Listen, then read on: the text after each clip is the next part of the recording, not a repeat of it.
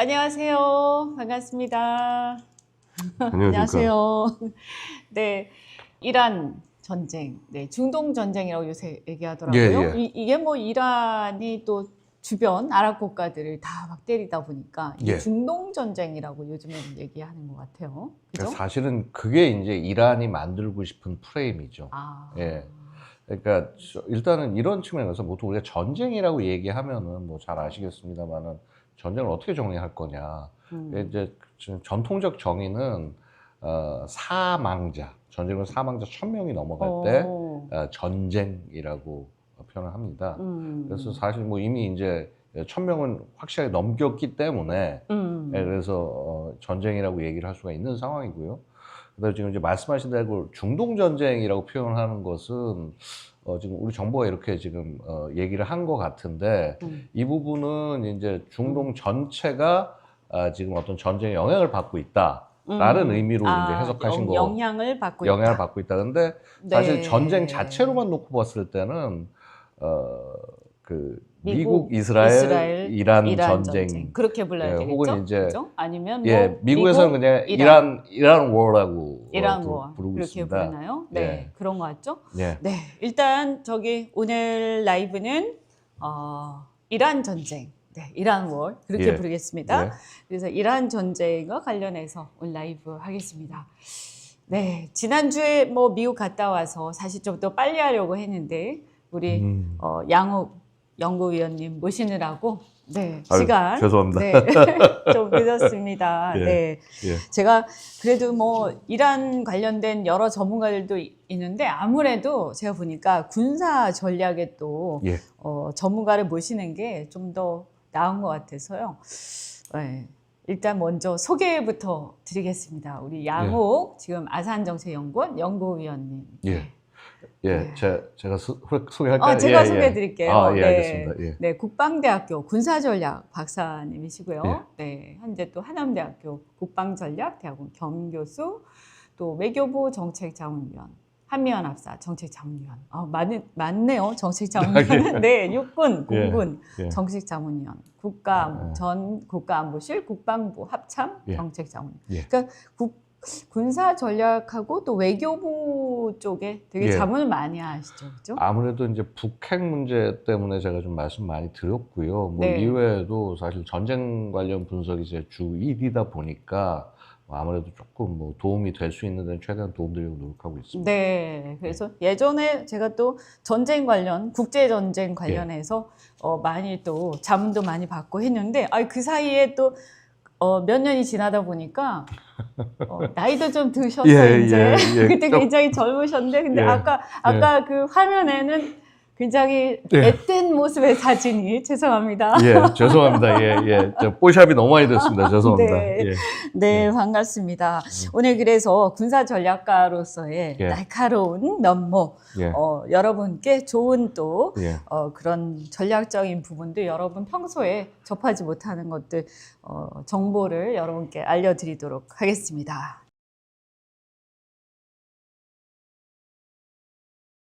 일단 뭐 그래도 네. 많은 여기저기서 워낙 요즘에 여러분도 많이 유튜브도 보시고 하실 테지만 그래도 이번에 그래도 이제 좀 전반적인 거 좀 짚고 넘어갈게요. 예.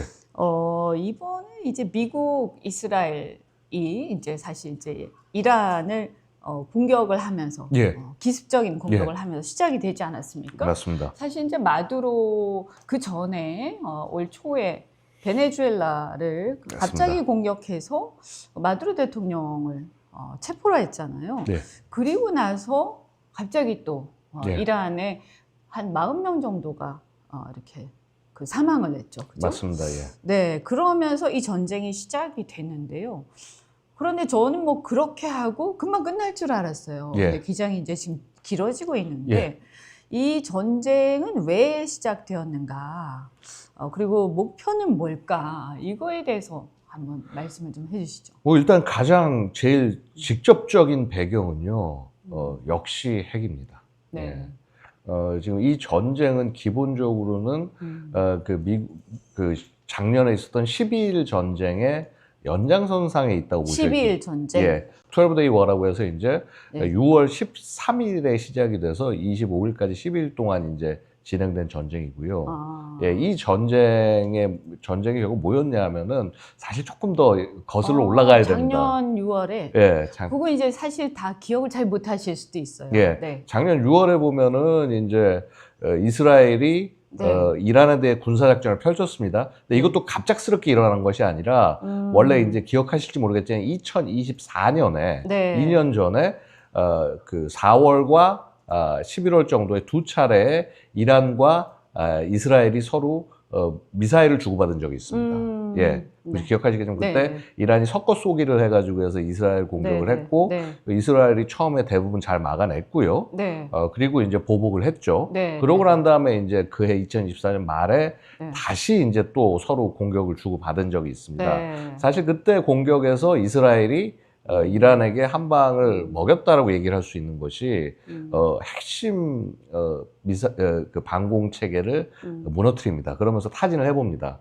아, 이란이 의외로 때리기 쉬운 목표구나. 그리고 그때 이미 그래서 그 2차 타격에서 네. 대부분 이제 핵심 체계들을 이제 공격을 하고 이란의 취약점을 거의 파악을 해 놓습니다.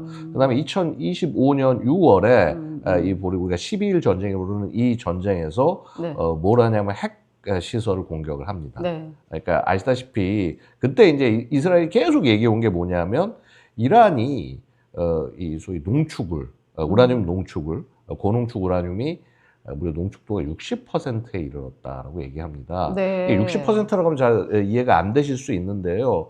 우리가 60%? 예, 우리가 보통 저농축 같은 걸 얘기하면은 뭐 한 5% 정도 뭐 이런 거 요 정도 이하가 보통 이제 우리 원전이나 이런 데 사용하는 수준이 그렇죠. 되는 거고 한 연구로 해서 20%까지도 할 수 있는데 그게 이제 넘어가게 되면은 요거는 좀 위험하다라고 보게 되고요. 그래서 뭐 일단은 한미 이 원자력 협정에 의해서도 20%까지는 미국의 의회 동의가 있으면 가능한 네, 그렇게 네. 일단은 되어 그때 있습니다. 예전에 그때 노무현 대통령 때하고 그때 우리나라에서 이게 연구용으로 하다가 문제된 적 있잖아요. 그때가 몇 %였죠, 그때? 그때 제가 사실 정확한 퍼센테이지는 저도 네. 갖고 있지 않은데 저농축이었던 것 같은데. 저농축인데 이제 그 일반적인 저농축은 아니었고요. 이게 레이저 농축 방식이라는 좀 새로운 방식을 정말 순수한 연구 차원에서 시도를 하셨던 건데 그때도 막 굉장히 시끄러웠잖아요. 굉장히 시끄러웠죠. 네, 그렇죠. 네. 그래서 이 농축을 시도한다는 것 자체가 네.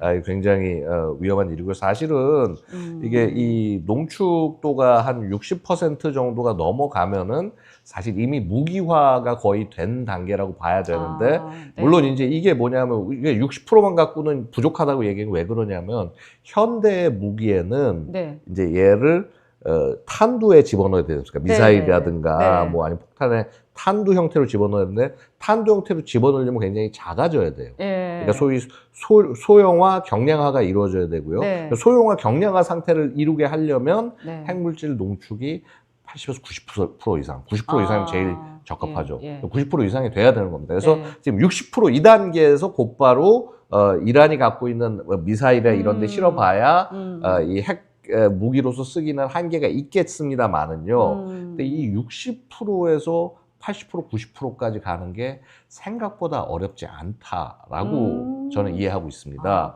그래서 조현 외교장관께서 말씀하시더라고요. 예, 저도 뭐 제가 원자력 전문가가 아니까 함부로 전 말씀 못 드리겠습니다만요. 저는 이제 그렇게 원자력 관련된 전문가분들에게 얘기를 들었고요. 시간이 오래 안 걸린다. 수개월 내에 이게 가능한 상태가 될 수 있다. 60% 맞다면. 근데 이제 여기에 대해서 미국이 굉장히 이제 정말 그런가 보수적으로 바라보다가 결국은 이거 해야 손을 봐야 되는 상황이구나. 된 것이고 그래서 사실 그 이스라엘이 거의 한 일주일 이상 대부분의 지역을 타격을 해서 상당 부분 이제 방공망도 제압해 놓고 이렇게 된 상황하에서 미국을 부릅니다.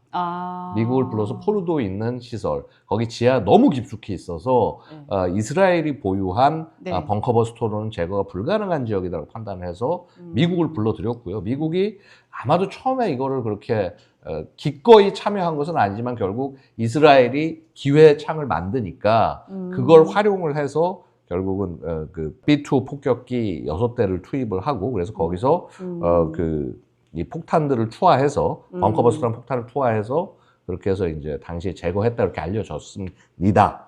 근데 그랬습니다만 그때 이제 미국도 굉장히 이렇게 우리가 되게 큰 성과를 냈고 핵시설 전부 제거했다. 네. 라고 얘기를 했는데 네. 이제 그 좀 얘기가 여러 군데서 다르게 나왔죠. 이제 다른 정보 소스에 따르면 아니다, 아직 남아 있다, 완벽한 제거에 실패했다. 네. 뭐 이제 이런 의견들이 나왔습니다.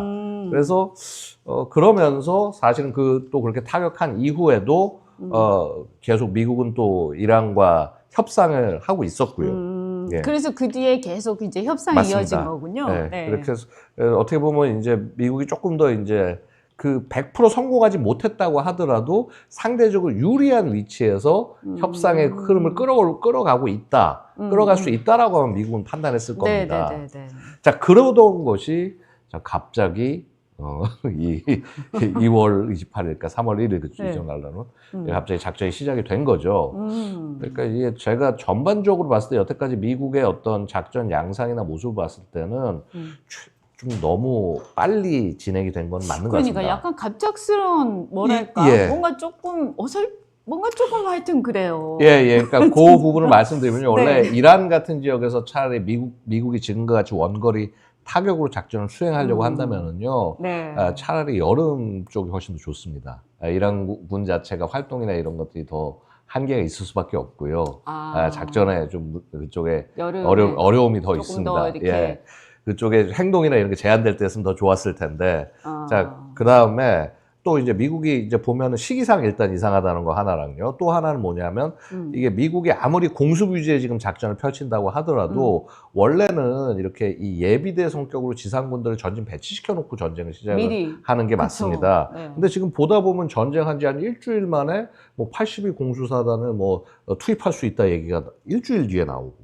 자, 그 다음에 거의 2주 만에 일본 오키나와에 배치돼 있던 30일 해병 원정단이라는 부대가 전개를 해오고. 네. 그래서 이거는 좀 미국답지 않은데? 네. 그 말은 뭐냐면 미국도 이게 상당히 좀 갑자기 전쟁을 시작하지 않았나. 근데 그럼 어떻게 이렇게 갑자기 전쟁을 시작했을까를 생각해 보면 기회 표적이 있었고 그다음에 그 기회 표적을 굉장히 빨리 활용을 해야 된다라는 판단에 의해서 작전 전체 타임 스케줄 굉장히 앞으로 당겨졌을 가능성이 있지 않나. 바로 이제 그게 그 알리 하메네이의 그 40여 명이 모여 있는 거. 맞습니다. 40여 명 모여 있을 때 제거를 했고. 근데 사실 그 작전은요. 네. 그 참수 작전은 미국이 얘기하는 거 달리 전부 이스라엘이 수행했습니다. 지금도 이 전쟁에서 보고 있으면은요. 참수 작전, 그러니까 주요한 지도자를 제거하는 작전, 그 다음에 북부 지역에서의 공습은 이스라엘이 주도를 하고요. 그 이외의 지역 전체에서 미국이 주도를 해 나갑니다. 그래서 마치 지금 트럼프는 이 하메네이 제거가 자기가 뭐 한 것처럼 이렇게 그러니까 그 테헤란 지역에서의 작전은 주로 이스라엘이 주도를 하고, 그러니까 이제 해안가에서의 작전은 미국이 맞습니다. 남부 쪽 이쪽 작전은 거의 미국이 주도하고 그래서 참수 작전, 그러니까 이 주요한 지도자를 제거하는 작전은 이스라엘이 주가 됩니다. 그러니까 왜 그런가 보고 있으면요, 결국 이스라엘이 굉장히 오랜 기간 동안 이란 내부를 들여다보면서 이 굉장히 그 세세한 표적 리스트를 만들어 놓은 거죠.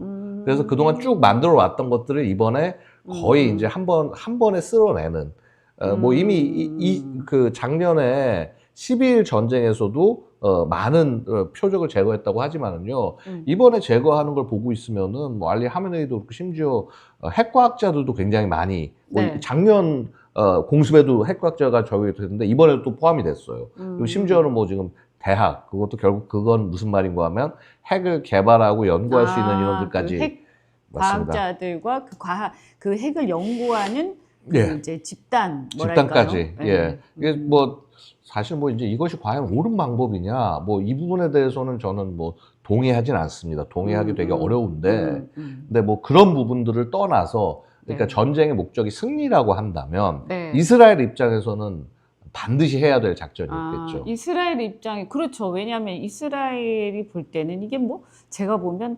계속해서 이제 이란과 이스라엘은 계속 어떤 정적이랄까요? 종교전 비슷한 양상이 계속 반복되지 않습니까? 그렇죠. 그러니까 네. 이게 보고 있으면 사실 되게 좀 아이러니는 1979년에 이슬람 혁명 네. 이전에는 이란이 미국의 그렇죠. 친미 국가였고, 왕정 그래서 국가였죠. 맞습니다. 그래서 네. 대표적으로 미국이 공을 들이고 그다음에 미국의 이익을 지키기 위해서 그쪽 지역에서 그 중동 지역에서 활동했던 국가가 이스라엘과 이란. 어떻게 보면 이란이 훨씬 더 이스라엘보다 그랬죠. 미국 말을 더 잘 듣고 맞습니다. 미국의 의도에 충실한 그런 국가였다는 게 우리하고도 아이러니입니다. 굉장히 일찍 수교했었잖아요. 맞습니다. 그래서 우리 그때 뭐 그 테헤란로가 맞습니다. 그때 왕정국가 때 이란인 맞습니다. 거죠. 예. 네, 네. 예, 이제 그게 보면 뭐 팔레비 왕조 자체가 뭐 하여튼 그런 게 있었던 것 같습니다. 이제 약간 이 부족한 정당성을 충족하기 위해서 개발 독재를 굉장히 끌고 네, 나갔었고 그런 네. 것들이 아마 당시 그 군사 정권과도 네. 좀 이렇게 공명하는 부분이 있지 않았을까 네. 생각이 됩니다. 그랬군요.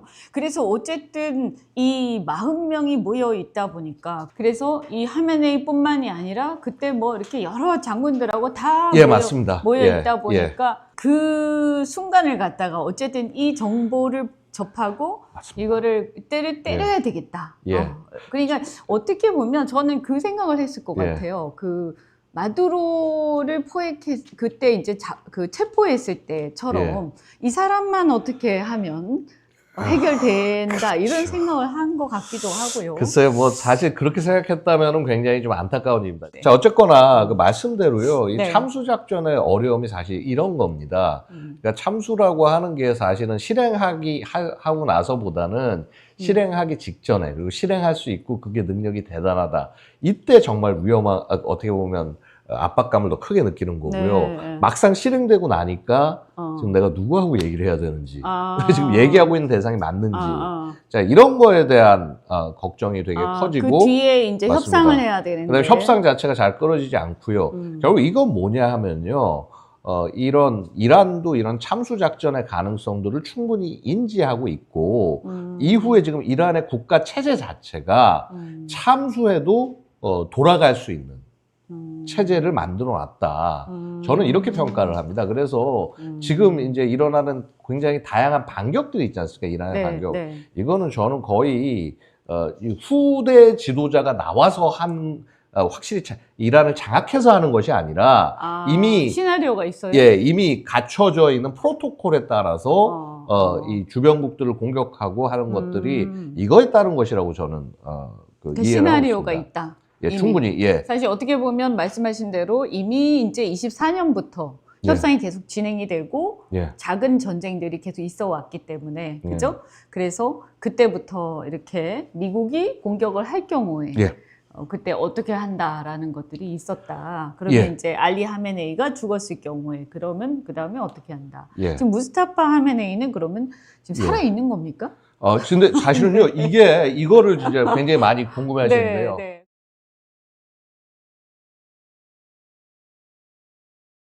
지금 무스타파 하메네이는 그러면 지금 살아 있는 겁니까? 근데 사실은요 이거를 진짜 굉장히 많이 궁금해하시는데요. 한 번도 근데 그 사람은 직접 본 적이 없어요. 하등 중요하지 않습니다. 중요하지 모주타바 않다. 하메네이가 살아있냐 죽어있냐는 하등 중요하지 않습니다. 이건 뭐냐면요. 모주타바가 지도자가 됐다라고 하는 것은 그냥 상징적인 사실은 거다. 강경파가 지금 끌고 가고 있다라는 뜻으로 이해하셔야 됩니다. 모주타바는 뭐 여러 의견들이 있습니다만은 제가 이해하고 제가 여러 정보 판단에서 듣기로는 모주타바는 상당히 그 어떻게 보면 문고리 권력의 역할을 기존에 하고 있었고 아버지가 살아있던 시기에도 그래서 사실 뭐 그렇게 엄청난 카리스마를 가진 지도자로서 끌고 갈 수 있는 것도 아니고 애초에 이 알리 하메네이가 이 모주타바의 후계를 원치 않았다고 해요. 왜냐하면 이게 세습하는 것처럼 맞습니다. 이게 사실 세습을 부정하고 일어난 게 1979년에 이슬람 혁명인데. 근데 저는 그게 좀 이상하더라고요. 혁명이라고 했는데 그때 왕정이었잖아요. 맞습니다. 그죠? 그래서 팔레비 왕조를 무너뜨리고 혁명이 일어났는데, 예. 근데 그 혁명이 일어나고 나서 이 신정국가가 들어섰단 말이에요. 예. 근데 사실은 우리가 보통 공화국이라고 하면 예. 민주공화국을 얘기하잖아요. 예. 근데 사실 우리 여기 보시는 독자들도 좀 궁금할 것 같아요. 이 예. 신정공화국이 뭐예요? 이렇게 보시면 됩니다. 네. 우리 예를 들어서 이런 거죠. 네. 이제 뭐 여러분 어떻게 생각할지 모르겠는데 네. 공산국가도요 민주주의 국가입니다. 무슨 말인 거 아니? 민주주의라고 네. 얘기를 하죠. 네. 자기가 스스로 인민민주주의라고 네, 얘기하지 않습니까? 네. 북한이 당장 그렇고요. 네. 여기는 어떻게 하냐면요. 신정민주주의라고 얘기합니다. 아, 자기 그렇게 스스로. 얘기합니까? 자기 스스로. 신정민주주의. 신정민주주의라고. 그게 그러니까 어떤 공화국이죠? 그러니까 한마디로 그래서 네. 이게 지금 이 체제를 우리가 이해하려면은요. 네. 세 가지 축을 보셔야 되는데요. 자, 우선은 성직자 집단입니다. 네. 성직자 집단이 사실은 이제 이게 어떻게 보면 상당히 그 이란의 전통, 이란은 원래 페르시아지 않습니까? 네. 그렇죠. 옛날에 예, 우리가 맞습니다. 그 뭐죠? 그 뭐 그리스 전쟁이라든가 이런 데 예, 보면 맞습니다. 페르시아 전쟁. 아니면 이제 뭐, 아주 여러분 쉽게 펠로폰네소스. 예, 맞습니다. 네. 영화 300 보면은 네, 그때 네, 막 네. 싸우고 하던 대상이 네, 페르시아였지 네. 않습니까? 네. 그렇죠? 그러니까 나는 관대하다 하고 네. 이렇게 막 네. 나오고. 자, 근데 별로 좋은 역할로는 안 나오는 거죠. 맞습니다. 예. 근데 페르시아가 사실 지금 이란 있는 이 지역이 굉장히 척박한 지역이에요. 보시면 네. 고원 위에 있습니다. 네. 그러니까 낮은 데가 해발이 900m예요. 900에서 1500. 그러니까 산맥 위에 존재하는 기억한 토양은 아니에요. 좋은 곳이 아니에요. 그러다 보니까 여기는 우리가 이제 지도에서 보면 약간 거긴가요? 그 티그리스 유프라테스 우리 맨날 하는 맞습니다. 거기? 그쪽에서 이제 이쪽으로 이제 그 연결되는 거기서 약간 산맥이 있고 좀 약간 그 버려진 지형 같은 그런 느낌인데 이제 거기서 문명이 싹 텄고요. 이렇게 네. 생긴 문명은 결국 어떻게 되면 생존을 위해서는 확장해 나갈 수밖에 없습니다. 그래서 이제 페르시아가 확장이 됐었고 뭐 그 사이에 사실 이게 지금 역사 강의하는 시간이 아니니까 근데 여러 가지 흐름이 있었는데 이게 페르시아가 한 가지 되게 재밌는 부분은 뭐냐면 분명히 이슬람의 복속이 됐었는데 티무르 제국 이슬람 제국의 복속이 됐었는데 그럼에도 불구하고 이 페르시아가 되게 척박한 지역에서 확장하고 하다 보니까 여기가 예전부터 되게 잘하던 게 관료제나 이런 것들 기술 관료 같은 이런 관료제 행정 제도 이런 전통이 굉장히 강한 국가예요. 아무래도 제도적으로 너무 뛰어나서 이슬람 제국이 이 페르시아의 제도를 그대로 흉내낼 정도까지 됩니다. 페르시아가 이슬람에 먹혔는데 사실은 그래도 그 안에서도 불구하고 자기 자신의 색깔을 내는 거죠. 그래서 그러다 보니까 이슬람 국가면 당연히 다 아랍어 써야 되잖아요. 페르시아였습니다. 그 다음에 페르시아어를 써요. 그렇죠. 예, 페르시아어가 그러니까. 분명히 우리가 아는 이슬람 경전이 이건 아랍어인데 여기는 페르시아어가 주가 되는 국가고 자 그다음에 사실 종파에서도 아랍어가 아니군요. 예, 맞습니다. 종파에서도 순니가 아니라 시아입니다. 그래서 순니가 가장 대표적인 종파인데 이제 시아는 사실은 이제 그 정통성에 따라서 그 모하메드의 그 후손이 왕이 돼야 되느냐 아니냐 이걸 놓고 이제 싸움이 나서 이제 그 후손 쪽을 가야 된다라고 하는 게 시아 쪽이었고 그 다음에 그게 아니라 실제 실력 있는 사람 올려야 된다는 게 순니 쪽이었는데 자 근데 이게 페르시아가 순니냐 시아냐가 중요한 게 아니라 페르시아가 자기 자신의 세력을 넓혀 나가는 과정에서 기존의 다수의 순니 중심의 아랍 사회와 대항하기 위해서 시아를 키우는 거예요. 자, 그렇게 해서 그게 지금까지 정체성으로 이어진 그러니까 겁니다. 지금 보면 저도 이제 중동 제가 뭐 사우디 아람코에서 잠깐 일했잖아요. 예. 네, 근데 그 아람코, 그러니까 사우디 아라비아는 이제 수니파지 않습니까? 근데 아랍 국가들이 대부분 수니파더라고요. 맞습니다. 그러니까 수니파는 이제 그러니까 사우디 아라비아, 이라크도 수니파 아닌가요? 맞습니다. 그죠? 근데 이라크는 좀 상황이 복잡한 게 이라크가 이제 어땠냐면 상당히 많은 그러니까 그 어떻게 서부라고 해야 돼 서부 지역 쪽 그러니까 이란과 가까운 쪽 지역의 아래쪽 지역은 대부분 시아파였고요. 그 다음에 저쪽 시리아 시리아 쪽에 가까운 저쪽은 그쪽 사막지대 쪽은 순니였습니다. 그래서 이라크는 이제 사담 후세인 시기만 해도 어땠냐면요. 소수의 수니파가 다수의 시아파를 제압하는 그런 식의 구조로 이제 국가가 형성이 됐었고요. 네. 그래서 사실 이란 이라크 전쟁이 나게 된 것도 그래서였습니다. 기억하시면 1980년부터 이란 이라크 전쟁이 나서 그랬었죠. 거의 1988년까지 전쟁을 했지 않습니까? 네, 네, 네. 이게 왜 그러냐면 이란이 이제 1979년 혁명을 난 이후에 이란의 색깔은 뭐였냐? 우리는 혁명을 수출한다. 이 신정 혁명을 수출한다. 그러니까요. 그렇죠. 그래서 이 아랍의 왕국들이 이란을 굉장히 경계했잖아요. 맞습니다. 네. 그러니까 바로 혁명이 수출될까 네, 봐. 맞습니다. 바로 그렇고 사실 이라크는 왕정은 아니었지만 독재자가 네. 다수의 시아를 누르면서 가고 있는데 시아 혁명을 감히 해? 이거는 우리한테 직접적으로 전쟁을 거는 거나 마찬가지인데 그렇죠. 이렇게 해서 이제 둘이 싸운 것이고요. 자, 사실 그때 이란은 굉장히 소중한 경험을 하죠. 중요한 것을 배우죠. 서로를 말려 죽이기 위해서는 네. 호르무즈 해협을 봉쇄하면 된다.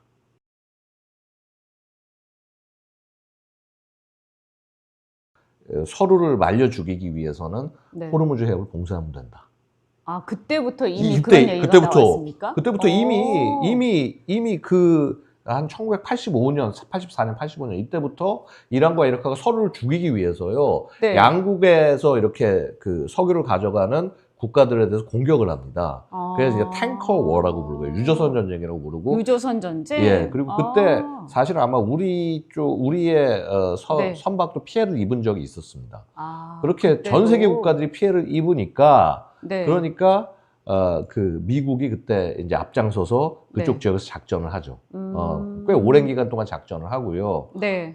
그래서 하여튼 그 작전하는 과정에서 미군 함이 이제 기뢰에 접촉해가지고 파괴되기도 하고 대한 미사일 공격을 받고 상당한 피해를 내기도 하고요. 심지어 그렇게 해서 날카로워지다 보니까 이란에서 이렇게 날아다니는 비행기 여객기가 이륙하는데 그거를 그 군용기로 착각하고 이지스함이 대공 미사일을 발사해서 격추시키는 사례도 발생하고 굉장히 난리였습니다.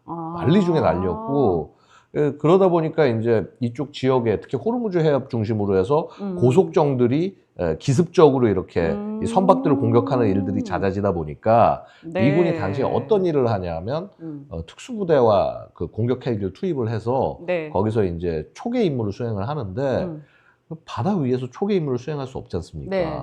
그 군함을 뛰어넘으면 군함은 기습을 당해가지고 네. 이렇게 격침될 수 있고요. 네. 그러니까 미국이 굉장히 기발한 작전을 사용을 하는 게 네. 석유 시추 바지 큰 거 네, 네. 두 개를 바지선을 가지고 와서 거기에 양쪽 끝에다 띄워놓고 네. 거기에 헬기와 특수부대를 각재 놉니다. 그래서 거기서 초계를 하고 다니면서 이란군을 공격을 하는 거예요. 바지선 두 개를 띄워놓고 거기서 막 예, 이렇게. 맞습니다. 그래서 사실은 이게 실제 있는 작전인 게 우리도 지금 그 연평도 지역이 서부 요쪽 지역에서 작전을 할 때 해군 기지가 충분하지 않기 때문에 해상에다가 해상 전진 기지를 띄워놓고 거기서 고속정들이 계류하고 있다 작전하고 그랬었거든요. 그런 작전이 있을 수도 네, 있죠. 이게 원래 존재하는 작전 형태입니다. 근데 뭐 어쨌거나 그 당시에 그렇게 해서 굉장히 많은 국가들이 이 호르무즈 해협 봉쇄에 대해서 압박을 이미 받아봤습니다. 근데 이미 이게 그러니까 처음이 아니네요. 처음이 아니죠. 처음이 아니었죠. 이미 1980년대에 예. 그 당시에 이미 이란 이라크 전쟁 때 예. 호르무즈 봉쇄의 압박을 이미 받은. 근데 맞습니다. 그러면 이해가 안 되는 게 사실 이번에 이란 전쟁 할 때 어떻게 그러면 트럼프도 이걸 예상할 수 있었지 않았을까요? 근데 맞습니다. 그러면 이해가 안 되는 게 사실 이번에 이란 전쟁 할 때 어떻게 그러면 트럼프도 이걸 예상할 수 있었지 않았을까요? 저는 예상이 돼야 되는 일이고 아마도 이 부분에 대한 의견 개진이 있었을 거라고 생각이 되는데 아마도 이 스타일상 묵살되지 않았을까. 시끄러워 뭐 이렇게 됐나요? 네, 이거 무조건 해야 돼. 무조건 해야 되니까. 예, 약간 이제 아시다시피 트럼프 스타일이 굉장히 정치가라기보다는 사업가에 더 가깝습니다. 그래서 이제 목표를 달성해야 된다라고 하면은 그러니까 무조건 그거 해야 되는 거죠. 그리고 이미 자기가 일기 때 워낙 우리 혹시 기억하실지 모르겠지만 Axis of Adults 그러니까 어른의 축이라고 그래서 당시에 이제 어른의 축. 네, 어른의 축. 매티스부터 이제 그 당시 군 출신들 노련한 그런 장성 출신들의 그 참모들이 네. 트럼프 일기를 끌고 갔었거든요. 네. 그래서 이제 그래서 그분들이 굉장히 많이 반대했고 이제 나중에 이제 존 볼튼 같은 사람도 또 와가지고 와서 트럼프 이 막 핵합의 이런 것도 반대하고 이러다 보니까 그런 거에 너무 뒤어서 2기 때는 이제 예스맨 중심으로 구성을 합니다. 아, 그렇군요. 그래서 그냥 쭉 간 건데. 예. 근데 어떻게 보면 그 호르무즈 해협은 저는 이제 요즘에 생각해 보면 그런 것 같아요. 호르무즈 해협이 그게 봉쇄될 수도 있다라는 그거를 이제 알았을 것 같아요. 저기 보면 이제 예. 결국 되게 좁죠. 저기 예. 저기 여러분 보시면 아랍에미리트 저기 맞습니다. 이제 저 톡 튀어나온 거. 이게 되게 좁은데 네. 보면 저 지역이 네. 이제 뭐 한 30여 제일 좁은 데가 30여 킬로미터밖에 그렇죠. 안 된다 얘기를 하는데 네. 사실은요 보면은 이제 선박들이 지나다니는 항로는 정해져 있습니다. 네, 네. 그래서 이제 특히나 이란 뭐 영해를 보통 지나가는 걸 착각하시는데 그게 아니라 저쪽에 국제 수역을 저 톡 튀어나온 조기로 맞습니다. 주로 지나가는 저 툭 거죠? 튀어나오면 그쪽으로 최대한 붙어서 가고요. 붙어서 가겠죠. 붙어서 네, 가고 아무래도. 그다음에 그러니까 그- 오만 쪽 아랍에미리트 쪽으로 가겠죠. 맞습니다. 그죠? 그다음에 네. 이제 그게 사실은 국제 수역이 형성이 돼 있습니다. 그러니까 항로가 형성이 돼 가는 있어서 곳이 정해져 있겠죠. 그래서 이제 보통 이제 요게 네. 폭이 저기 3km, 잘 3km입니다. 보이네요. 예. 그러니까 지금 잘 보입니다. 보면 이제 저기서 예. 그러니까 이란 저 위가 이란이고 맞습니다. 아래쪽이 아랍에미리트인데. 그래서 이제 보시면 지금 아부무사 같은 섬, 네네네. 툰부는 뭐 툰부도 그렇긴 한데 네, 특히 네. 아부무사 같은 경우는 UAE가 원래 자기 영토라고 네, 주장을 네. 하고 있고 네. 원래 행정구역상 관리를 해오던 저희가 것인데 지금 이제 서로 맞습니다. 이란하고 UAE 사이에서 이제 분쟁이 네, 있는 곳이에요. 분쟁이 있는데 아부무사. 네. 사실상 이제 이란이 힘으로 점령을 해버려서 지금까지 지금까지? 보유하고 있는 것이 아부무사입니다. 네. 그다음에 레서 툰부, 그레이터 툰부죠. 툰부 제도가 있고요. 네, 사실은 이란 해군력의 대부분은 네. 이란 해군의 핵심 기지는 캐슘섬입니다. 아, 캐슘섬에 네, 네, 대부분의 네. 이제 전력들이 저 있는데 위에 저기 기다란 섬요. 맞습니다. 예. 저기 라라크라는 게 이제 맞습니다. 그 뭐 그 저기 지상전 하게 되면 저기에 아마 상륙작전 할 거다라고 얘기하는 게 라라크. 예, 라라크 얘기들을 지나가더라고요. 많이 하시던데 네. 이제 저는 사실은 만약에 하게 되면은 의미는 차라리 왜냐하면 저걸 라라크를 점령한 데 관리하는 건 되게 어렵습니다. 네. 그래서 차라리 제가 미국이라면 아마도 아부무사나 툰부 제도를 점령을 해서 그것을 자기들이 초기에는 관리하다가 어차피 저기는 UAE에게 이제 서로 UAE하고 맞습니다. 이제 예. 그게 있으니까 분쟁이 예. 있으니까. 그래서 UAE에게 넘기는 방안 같은 것들을 생각하고 있지 않나 생각이 되고 사실 그런 것이 UAE가 특히나 미국에게 더 의존을 하고 말을 어떻게 보면 굉장히 잘 요즘 듣고 있습니다. 원래부터 그랬습니다만 굉장히 협조적이게 UAE는 되는 사실 굉장히 미국하고 맞습니다. 가까운 나라죠. 맞습니다. 그리고 사실 저기가 어떻게 보면 유럽의 그 억만장자들 예. 이 휴양지잖아요. 그죠? 네. 두바이라는 아이, 것이 그럼요. 예, 존재를 그리고 하고 두바이 이번에 예. 가장 많은 피해를 본 게 두바이지 않습니까? 맞습니다. 두바이는 사실은 굉장히 많은 돈을 들여가지고 두바이가 유럽의 휴양지, 그다음 네. 유럽의 억만장자들의 휴양지 또는 이제 예. 그 금융 중심지로 예. 개발이 됐는데 예. 이번에 이제 막 이란이 막 그 미사일을 쏘대니까 예. 이 유럽의 억만장자들이 가겠습니까? 안 가죠. 다 못 도망갔을 갑니다. 거 아니에요. 예, 예. 그래서 사실은 어마어마한 피해를 입었거든요. 예. 그래서 사실 이제 이게 이란의 전략이죠. 기본적으로 우리가 전쟁터가 되면은 이 지역 전체가 전쟁터가 된다. 그래서 이제 소위 regional war라고 얘기하는데 이제 지역 전쟁, 광역 전쟁 이렇게 표현을 하는데 이란은 이제 그렇게 만들려고 한 겁니다. 왜냐하면 전쟁이 났을 때요 이런 게 있습니다. 전쟁의 제일 하수는요 네. 자기네 영토에서 전쟁을 합니다. 그러니까 이런 거죠. 우리는 기본적으로 생각하는 거는 우리가 침략하는 국가가 아니니까 네. 적이 침공에 들어오면 우리 방어하는 영토에서 거 막는다라고 생각하죠. 생각을 하지 네, 않습니까? 네. 이게 제일 안 좋은 접근이에요. 왜냐면 그 피해를 우리 국민과 우리 여기가 입을 수밖에 없기 때문에 네. 사실은 그래서 방어 전쟁을 하더라도 가급적이면 우리 영토 밖에서 제3의 어떤 그렇죠. 그쪽 지역으로 가서 혹은 동해상에서 적의 영역으로 더 가서 빨리 바꿔야 된다라는 거죠. 그러니까 이란 입장에서는 이번 전쟁이 정말 최악의 모습인 게 미국과 이스라엘이 마음대로 지금 때리고 다니다 보니까 이거를 이 압박을 자국에 대한 영토에 대한 압박을 딴 데로 펼쳐야 되는데 그러려면 제일 좋은 것이 일단 공격을 무차별로 하는 겁니다. 사실은 말이 처음에만 무슨 그 미국 우리를 공격하는 미군 기지에 대해서 공격한다고 얘기를 했습니다만은요. 사실상 미군 기지 근처에 가지 전장을 않고 옮긴다는 그런 의미가 있는 거군요. 맞습니다. 압박을 틀어서 전장을 옮기고 그럼 거기에 방어에 집중하게 될 거 아닙니까? 그거를 노린 그런 겁니다. 군사 전략상의 네, 의미가 있다. 그거는 기본적으로 그런 전략이 그럼 그렇게 해서 이제 공격이 되는 거고 그 다음에 특히나 더 중요한 건 이란이 열심히 그동안 키워놨던 우리가 프락시 대리 세력이라고 부르는 세력.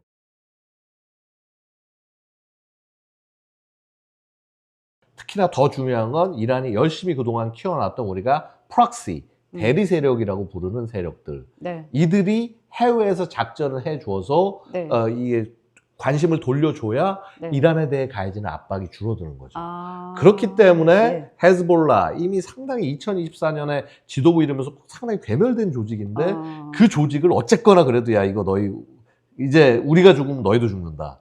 그렇게 해서 헤즈볼라를 움직이고. 이제 아까 신종국가 얘기하셨잖아요. 예, 혁명을 수출하려고 한다. 예. 우리 이제 또 독자들이 또 예. 이해를 돕기 위해서 예. 이란이 이제 어떻게 보면 지금은 거의 유일하게 남아 있는 이제 예. 큰 나라 중에서 시아파 유일한 나라인데 예. 최근에 보면 이제 미국의 전략 중에 하나가 아브라함 협정이라고 맞습니다. 해가지고 이스라엘하고 수니파, 그러니까 맞습니다. 왕정 국가인 수니파, 사우디하고 아랍에미리트, 쿠웨이트 이런 나라들을 이스라엘하고 이렇게 그 외교적으로 가깝게 하면서 친미 국가들의 연맹을 만들어주고 있잖아요. 맞습니다. 그러면서 이란하고 이제 예. 이 전선을 긋고 있는데요. 그런데 이 이란이 그래서 이제 신종 국가 내지는 그 혁명을 이제 수출한다라고 하면서 자기들의 프락시 그 대리전을 하는 그 혁명을 수출하는 이제 일종의 뭐랄까요? 무슨 이게 그 미국은 이제 테러 집단이라고 예. 미국은 이제 분류를 하고 있는데 예.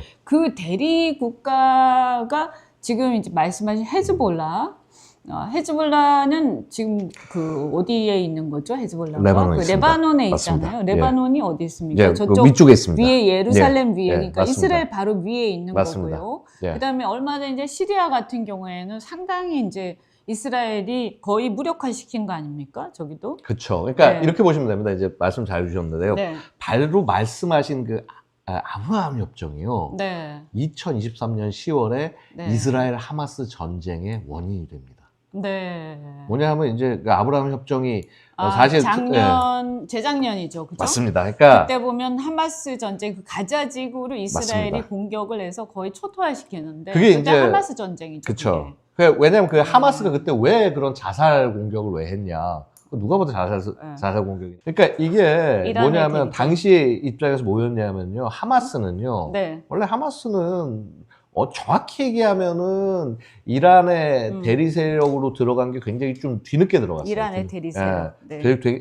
그리고 사실 하마스 헤즈볼라는 이스라엘과 싸운다라는 공통점을 갖고 있긴 했지만 둘이 연계가 그렇게 강하다고 볼 수는 없었습니다만 그 연계 역할을 이란이 하고 있었고요. 자, 하마스는 2021년에 또 이스라엘과 한번 세게 붙고 난 다음에 그 다음에 평화를 해서 이게 이스라엘이 다 정리됐다 이렇게 생각을 하고 있었습니다. 네. 그리고 자, 말씀대로 아브라함 협정 자체가 그 이제 다가오고 있다. 2023년 하반기가 되면서 얘기가 나오고 있으니까 네. 이때 하마스가 이스라엘을 갑자기 침공에 들어가서 가자지구 침공에 들어가서 공격을 하죠. 네. 자, 그게 이게 23년이었나요? 23년 10월. 23년 10월. 네. 자, 그러니까 이게 왜 그렇게 그랬냐면 하마스가 이런 결정을 왜 했냐면요.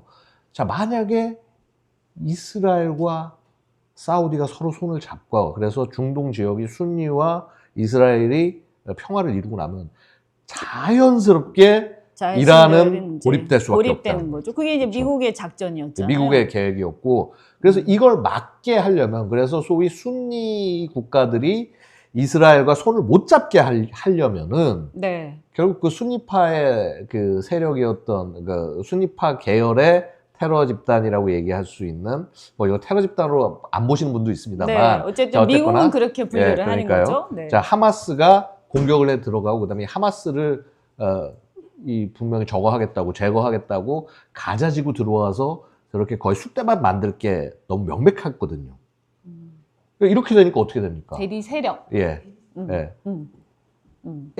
아브라함 협정이 진행이 될 수가 없는 거예요. 그러니까 사우디에 이런 국가들이 이스라엘이 잘 싸워 이런 얘기 할 수가 없는 겁니다. 그러니까 이란 입장에서는 굉장히 해피한 거죠. 그런 국면이 된 건데 그래서 이제 이거에 대해서 이제 그 하마스를 제압을 하고 난 다음부터 이스라엘이 이제 이를 갈고 이 이란의 대리 세력들을 손발을 잘라나가기 시작한 겁니다. 그래서 하마스가 먼저 잘려나간 거고요.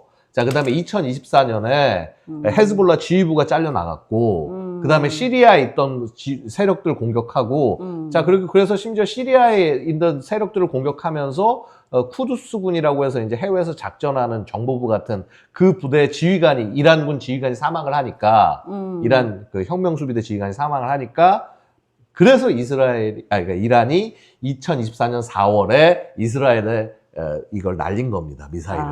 그래서 이게 보면 절박한 상황이 된 이게 거네. 다 연결이 돼 있는 거예요. 그래서 이게 이스라엘이 굉장히 체계적으로 접근해 들어간 게 먼저 대리 세력들 자기가 이제 공격을 당했으니까 이 대리 세력들 손발들을 하나씩 잘라 나가면서 그러고 난 다음에 어느 정도 이게 정리가 되고 심지어 이란의 방공망까지도 흔들어 놓고 난 다음에 2025년에 12일 전쟁을 하고 그 다음에 이번에 이 전쟁을 통해서 그러니까 이게 사실은 그래서 저는 이게 미국 작전이 아니라 이게 이스라엘 작전. 이스라엘의 작전이에요. 이스라엘 작전에 그거에 이제